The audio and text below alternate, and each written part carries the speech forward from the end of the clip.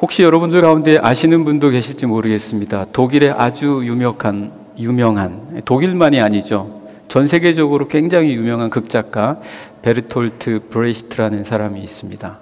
이 베르톨트 브레히트가 굉장히 유명한 극작가인데 그분이 이런 시를 썼습니다. 여러분 주보 한번 보시면 주보에 그 안쪽에 오늘 말씀의 대지가 나와 있습니다. 그 말씀의 대지 가운데에 첫 번째 1번을 보시면 오늘 우리가 읽은 본문의 말씀이죠. 본문의 말씀 보면은 3년 연속해서 기근이 닥칩니다. 그래서 우리가 첫 번째 생각해 보려고 하는 게 왜 3년 거듭해서 기근이 일어났냐, 이 부분을 저희가 함께 먼저 보고자 합니다. 그러면서 이제 베르톨트 브레히트 이야기를 좀 해보고 싶은데요. 이분이 나무에 대한 시를 썼습니다. 갑자기 웬 뜬금없이 나무에 대한 시 얘기를 할까? 그렇게 생각하실지도 모르겠습니다. 근데 저도 이거 나무에 대한 이야기를 갑자기 하게 되는데 이 기근의 이야기하고 어떻게 될까? 그런데 그분이 쓴 시를 보면 이렇습니다. 여러분 한번 잘 들어보시죠. 나무에 대해 이야기하는 것이 거의 범죄로 되어버리는 시대. 그러한 이야기가 수많은 불의에 대한 침묵을 의미하는 시대. 그러한 시대란 도대체 어떤 시대란 말인가? 이런 시를 썼습니다. 그러니까 나무에 대해서 이야기하는데 전혀 나무 이야기가 아니죠. 한번 다시 잘 들어보시면 나무에 대해 이야기하는 것이 거의 범죄로 되어버리는 시대. 그러한 이야기가 수많은 불의에 대한 침묵을 의미하는 시대. 그러한 시대란 도대체 어떤 시대란 말인가? 이 시는 베르톨트 브레히트가 동독 출신이죠. 그래서 여러분 시대가 암울한데 나무 이야기만 하는 거예요. 나무가 너무 푸르다. 숲이 너무 우거지다. 너무 좋다. 시대의 암울한 이야기를 하지 않는 거예요. 나무 이야기만 하는 거예요. 아무도 그런 얘기 하고 싶어 하지 않는 거예요. 그러한 시대가 도대체 무슨 의미가 있냐? 그러한 시죠. 여러분 다윗 시대가 아주 전성기였어요. 특별히 지금 말하고 있는 이 21장에 기근이 겹쳤던 이 다윗 시대는요, 다윗이 밧세바와 범죄하기 이전 시대입니다. 그러니까 다윗의 시대를 오늘 사무엘 하 말씀을 여러분들이 보시면 1장부터 10장까지는 다윗의 전성기고 11장부터 20장까지는 다윗이 밧세바와 범죄한 이후에 내리막길을 걷는 시간입니다. 21장부터는 부록이에요. 그러니까 오늘 21장 여러분들이 저와 함께 읽은 말씀은 부록입니다. 그러니까 시간의 순서대로 이어지는 게 아니에요. 시대를 다시 거꾸로 올라가서 다윗이 밧세바와 범죄하기 이전에 승승장구하던 그 시대, 여기다 얘기 안 했으면 다윗 시대에 승승장구했던 시절은 어려움이 하나도 없었을 것이라고 생각했을지 모릅니다. 잘 나가는 그 시대에 무슨 어려움이 있었겠냐. 우리도 그렇잖아요, 여러분. 겉으로 보기에는 모든 것이 다 잘 되어가는 거 보면 야, 저기는 어려움이 하나도 없겠다. 저 사람들만 같으면 참 좋겠다.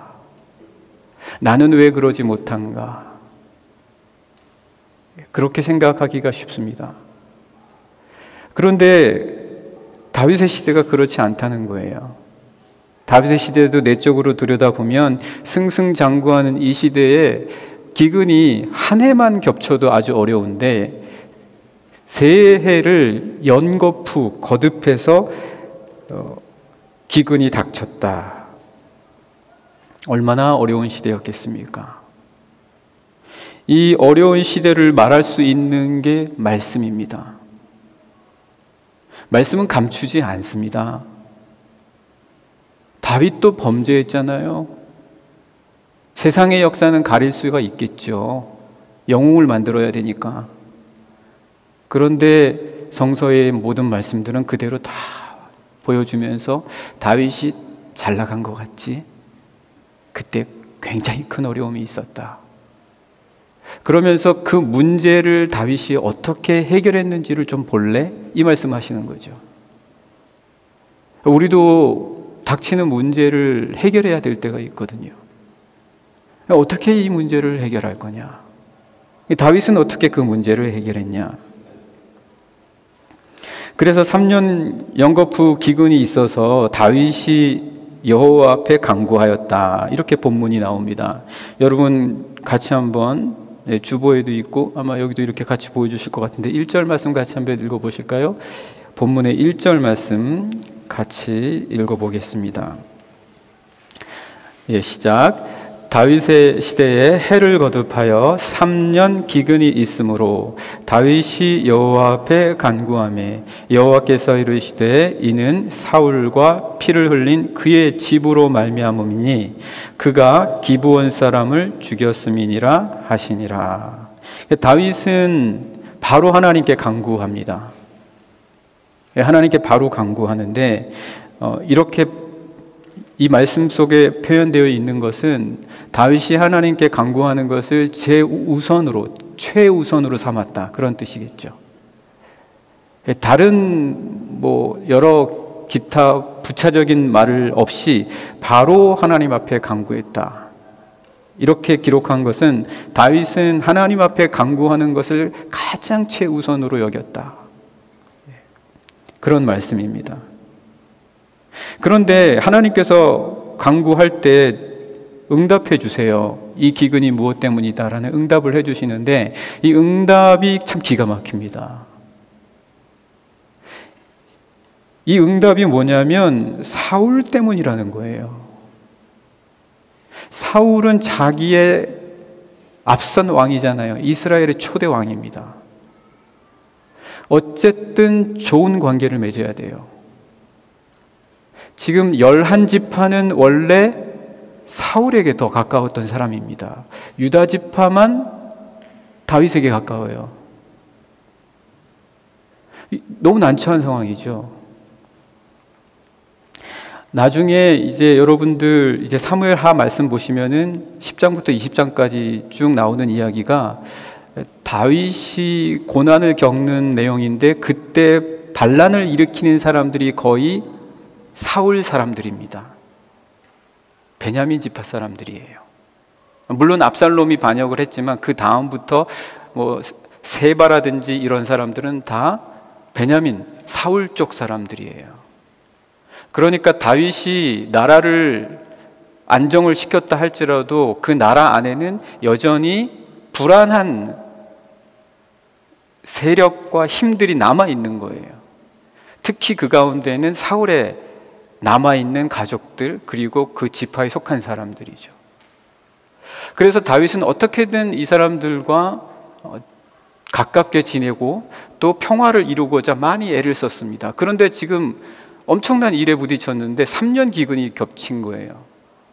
그래서 하나님께서 말씀해 주시는데 사울 때문이라는 거예요. 그러니까 이러지도 못하고 저러지도 못하는 거죠. 이러지도 못하고 저러지도 못하는 그런 상황. 어떤 사람들은 일부러 자기의 정적을 없애기 위해서 사울 쪽 사람들을 처리할 명분을 찾았던 것 아니냐. 그렇게 생각을 하는 사람들도 있습니다.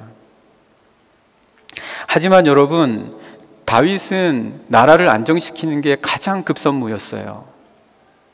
이거는 바세바와의 범죄 이전의 상황이기 때문에 어떻게 하면 이 나라를 안정시키냐, 그게 가장 다윗에게는 최급선무였기 때문에 일부러 사울의 사람들을 죽이고자 했던 이유로 한 것은 절대 아니다. 심지어 다윗은 압살롬에 의해서 피난 갈 때조차도 사울 사람들이 와서 욕을 하고 돌을 던질 때 시므이라든지 그런 사람들이 있잖아요. 사울 쪽 사람들. 그리고 무비보셋이라든지 그 종 시바라든지 이런 사람들을 다 살려줬어요. 도망가면서도. 그러니까 이 사람들을 일부러 죽이려고 그랬다는 그런 설득력이 없어요. 그런 상황에서 그렇다면은 이 어려운 상황에서 사울이 문제다 이렇게 이야기할 때 다윗이 도대체 어떻게 하냐고요. 여러분, 나무를 이야기하면서 다 덮어버릴 수도 있어요.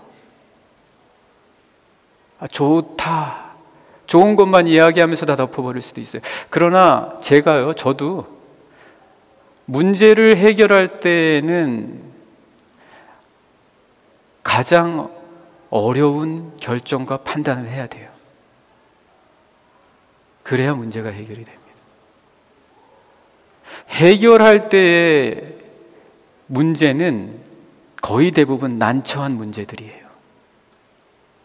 쉬운 문제들이 아니에요. 그거는 그것 때문에 괜히 정말 고민하게 만들지도 않아요.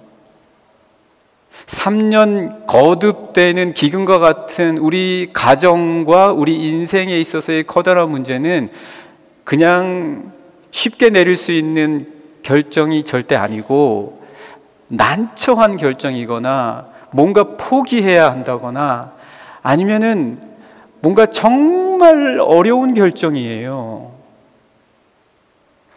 지금 이때에 다윗이 어떻게 하냐?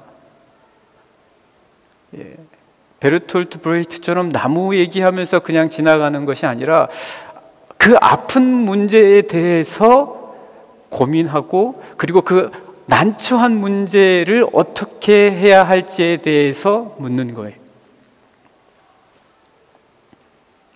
그래서 여러분, 주보의 3번 보시면은 어떻습니까? 주보의 3번 보시면은 문제를 해결하기 위해서는 어렵고 난처한 문제에 대해서도 판단할 수 있어야지 된다. 어렵고 난처한 문제에 대해서도 판단할 수 있어야 된다. 여러분, 하나님께서 어느 날 갑자기 아브라함에게 너 아들 이삭을 제물로 바쳐라 그러시는 거예요. 피하고 싶죠. 그런 상황이 안 왔으면 좋겠죠. 근데 하나님께서 그 상황을 주시네요. 아니, 하나님이시면은 그런 상황을 안 주시면 좋겠는데 하나님이 오히려 그 상황을 아브라함에게 주신단 말이에요. 아브라함이 피했으면 어떻겠습니까? 아브라함이 아침 그 다음날 일찍 일어나서 나귀의 짐을 챙겨요. 난처한 문제를 피하지 않는 거예요. 어려운 문제를 회피하지 않는 거예요. 여러분, 문제 해결할 때에 정말 중요한 것은 과연 이 어려운 문제들에 대한 나의 모습이 어떤가? 우리 스스로는 사실 이러한 문제들에 맞서기가 어렵습니다. 예수님 따라가야 돼요. 예수님께서 그 죽음의 길을 걸어가시는 그 선택이 쉬우셨겠습니까?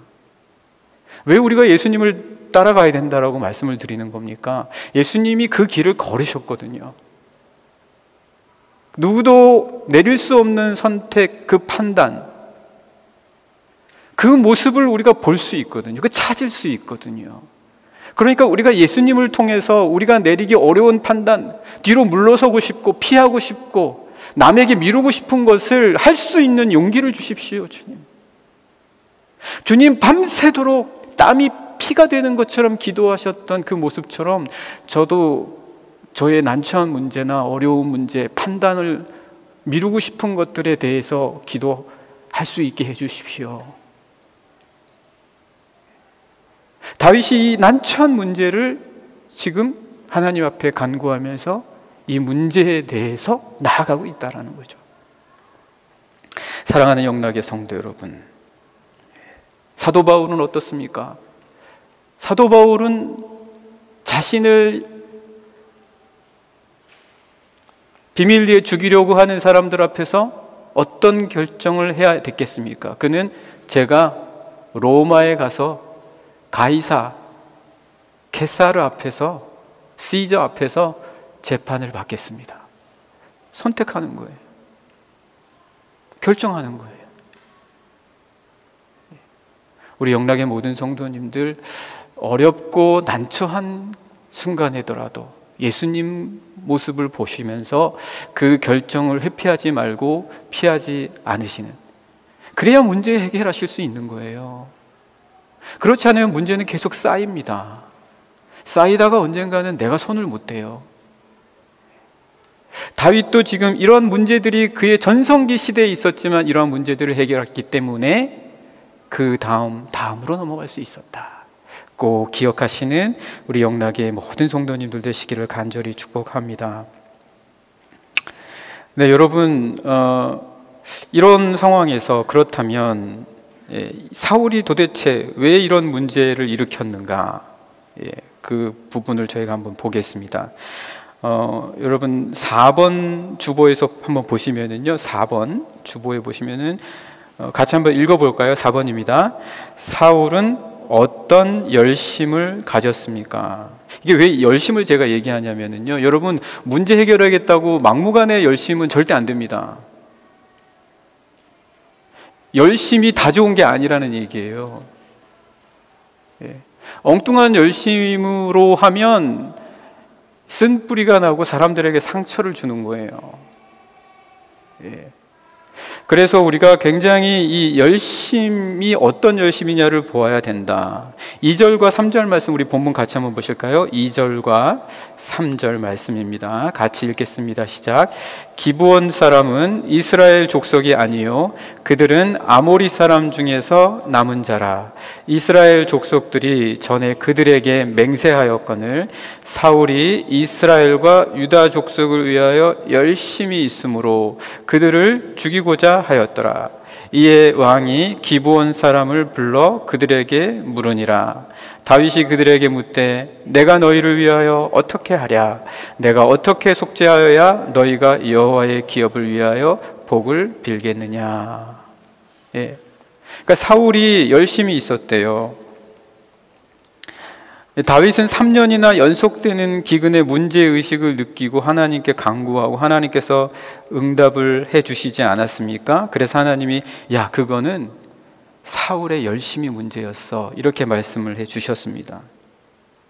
그런데 그 열심이요, 너무 가상한 거예요. 그 열심이 어떤 열심이냐면 이스라엘과 유다를 위한 열심이래요. 좋은 열심 아닙니까? 이스라엘과 유다를 위한 열심이래요. 좋은 열심이라고 생각하기 쉽겠죠. 좋은 열심이다, 그렇게 생각하기 쉽죠. 사도 바울도 로마서 10장 2절과 3절에서요 이스라엘 민족이 정말 열심이다, 이스라엘 민족만큼 열심히 하는 사람들이 없다, 사도 바울이 그렇게 이야기합니다. 한번 잠깐 말씀 보실까요? 자, 오늘 그 주보 앞쪽에 참고 말씀에 제가 기록을 해놨습니다. 참고 말씀 보시면은 로마서 10장 2절 3절 우리 같이 한번 읽어보시겠습니다. 시작. 내가 증언하노니 그들이 하나님께 열심히 있다. 열심히 있대요. 하나님께요. 얼마나 좋습니까? 하나님께 열심히 있으니까. 그런데 그 다음 말씀이 뭐냐면 같이 읽으실까요? 올바른 지식을 따른 것이 아니니라. 그러니까 열심을 내도 그것이 심지어 하나님을 향한 열심이라도 올바른 지식을 따른 게 아닐 수 있다라는 거죠. 3절 말씀 계속 보시겠습니다. 하나님의 의를 모르고, 그러니까 하나님을 위한 열심인데도 그 열심은 자기 의를 세우는 열심이 될 수 있다라는 거죠. 계속 보시겠습니다. 하나님의 의를 모르고 자기 의를 세우려고 힘써 하나님의 의에 복종하지 아니하였다. 하나님을 위해서 열심히 한다고 했는데 하나님께서 보실 때에는 너 정말 힘써서 내 말 안 듣는구나, 정말 죽으라고 내 말 안 듣는구나, 그렇게 볼 수도 있다는 거죠. 그러니까 제가 겁이 덜컥 나는 거예요. 제가 겁이 덜컥 나는 거예요. 이게 지금 제가 정말 만약 혹시 제가 열심히 한다라고 스스로 생각한다면 하나님께서도 과연 그렇게 보아주실까? 여러분들이 정말 자녀들을 위해서 열심히, 야, 내가 너희들 위해서 얼마나 애썼는지 알아? 너희들 어렸을 때 자라나게 하느라고 아이들도 그렇게 받아주냐라는 거죠.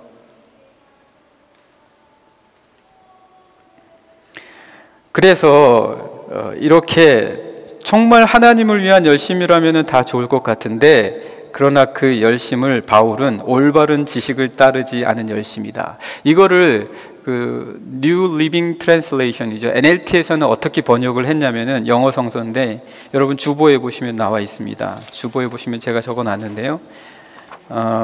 NLT에서는 misdirected, 잘못 인도됐다라고 하는 거예요. 잘못 이끌림을 받았다. 그러니까 잘못 인도된 열심이 이 사울을 잘못 이끌었다라는 거죠. 우리가 번번이 실수하는 경우가 뭔지 압니까? 우리가 번번이 실수하는 경우는요, 잘못 인도되는 경우입니다. 잘못 인도되는 경우예요. 그 가운데 대부분은 잘못 인도됐다기보다는 인도함 받지 않으려는 경우입니다. 인도함을 받지 않으려는 경우다. 분별력 있고 실수하지 않는 열심은 인도함을 받을 줄 아는 열심이다. 인도함을 받을 줄 아는 열심이다. 여러분, 다윗은 이방인이었던 기브온 사람들, 사울이 죽였던 사람들이 이방인이었거든요. 그러니까 사울은 단순하게 생각한 거예요. 이방인을 죽이면 우리 이스라엘을 위한 것이고 유다 백성들을 위한 것이다라고 생각한 것이었겠죠. 그러나 절대 그런 것이 아니었다. 왜냐하면 여호수아 말씀 보면 그 이방인들은 하나님과의 약조를 해서 지켜주라고 말씀하신 기브온 사람들이었거든요. 그들을 지켜줘야 했었다. 그래서 다윗은 이방인이었던 기브온 사람들에게조차 이렇게 이야기합니다. 내가 어떻게 속죄하여야 너희가 여호와의 기업을 위하여 복을 빌겠느냐. 여러분, 이 말씀 보시면은요, 자기가 어떻게 해야 되겠냐, 무엇을 하여야 되겠냐, 자기가 뭘 하려는 게 없어요. 자기가 뭘 주장하려는 게 없어요. 내가 뭘 해야 되겠냐. 그러니까 이 말 속에는 그가 인도함을 받으려고 하는 애씀, 인도함을 받으려고 하는 노력, 인도함을 받고자 하는 그러한 힘씀이 이 말씀 속에 이미 들어가 있다라는 것입니다. 왜 이게 중요한지 아십니까? 다음 말씀하고 이어지기 때문에 굉장히 중요합니다. 왜 다음 말씀하고 굉장히 이어지면서 중요하냐? 문제를 해결하기 위해서는 반드시 자기 열심이 아니라 인도함을 받는 열심이어야지 된다. 그런데 이것이 왜 중요하냐?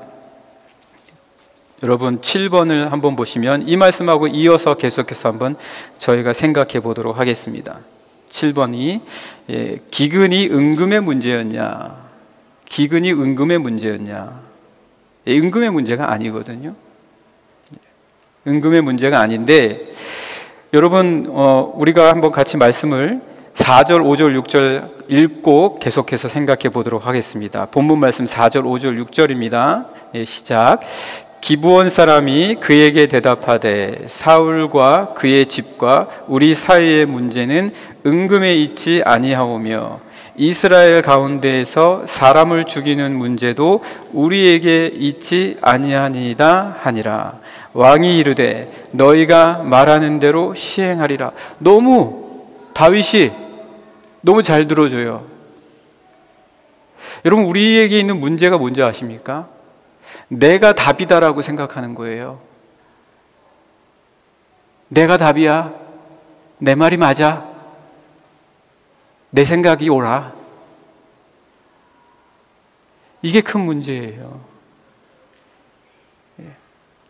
내가 답이라고 하는 그 생각. 그런데 여러분, 인생의 문제는 여러분들 잘 아시겠지만 수학 공식같이 풀어지지 않아요. 정해져 있는 답이 없어요. 상황마다 다 달라져요. 이것도 맞을 수도 있고 저것도 맞을 수도 있는 경우도 되게 많아요. 물론 하나님은 한 분이시죠. 그런데 어떻게 자기가 답이 돼요? 답은 한 분밖에 안 계세요. 우리는 그 답을 찾아가는 거예요. 내가 답이 될 수 없어요. 나는 답이 아니에요. 내가 하는 말이 맞지 않아요. 틀릴 때가 더 많아요. 맞습니까, 여러분? 예수 그리스도가 답이에요. 우리는 그 예수 그리스도의 답을 찾는 거예요. 그분 안에 답이 있단 말이에요. 그 답을 찾아가는 거지 내가 답이 될 수는 없는 거잖아요. 사울은 자기가 답이에요. 자기가 말하면 그게 공식이에요.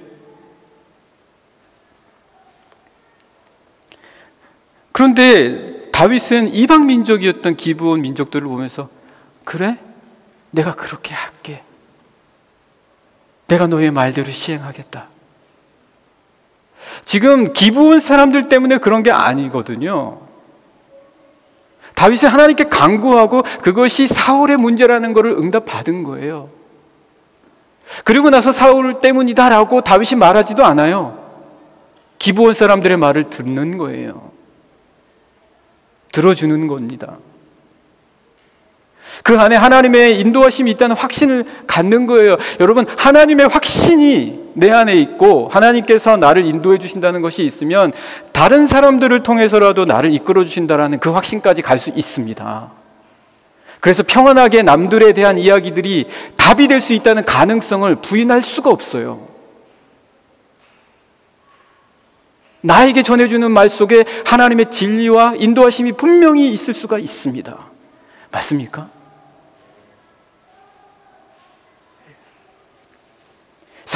다윗이 그렇게 했다는 거예요. 내가 너희 말대로 시행하리라. 그렇게 이야기하면서 5절 말씀도 보시면 그들이 왕께 아뢰되 우리를 학살하였고 또 우리를 멸하여 이스라엘 영토 내에 머물지 못하게 하려고 모해한 사람의 자손 7사람을 우리에게 내주소. 아니, 절대 그건 안 돼. 그건 할 수 없지. 너희가 나의 왕의 권위를 너희들이 행사하려고 그래? 어디 감히? 가 아니라는 말이에요. 왕이 답이지 뭐. 그렇게 생각할 수 있지 않습니까? 왕이면 왕이 말하는 게 다 답이지. 그런데 그렇게 하지 않았다.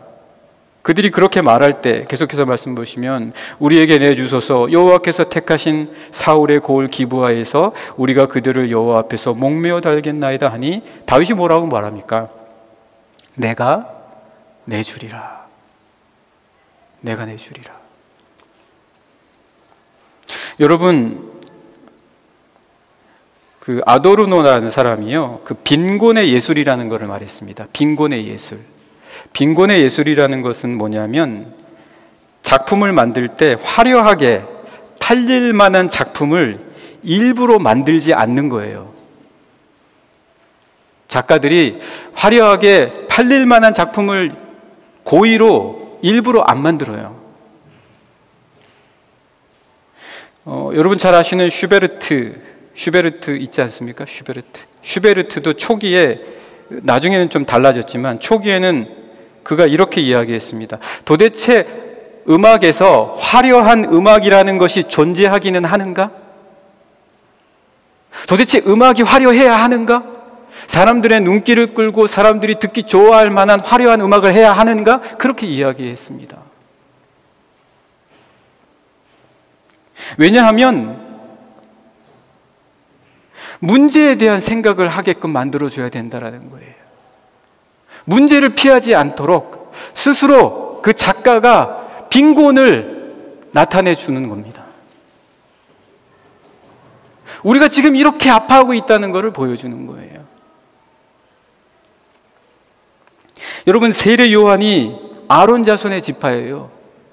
그런데 그 세례 요한이 아론 자손의 뼈대에 있는 가문인데 광야에서 메뚜기와 석청을 먹고 약대 토롯을 입고 지냈어요. 그가 왜 그렇게 해야 합니까? 우리에겐 답이 없어요. 그리스도 예수께 있습니다. 그 그리스도 예수 안에서 답을 찾는 게 답입니다. 그런 삶이 답이에요. 내 안에서 스스로 찾은 답은 답이 아닙니다.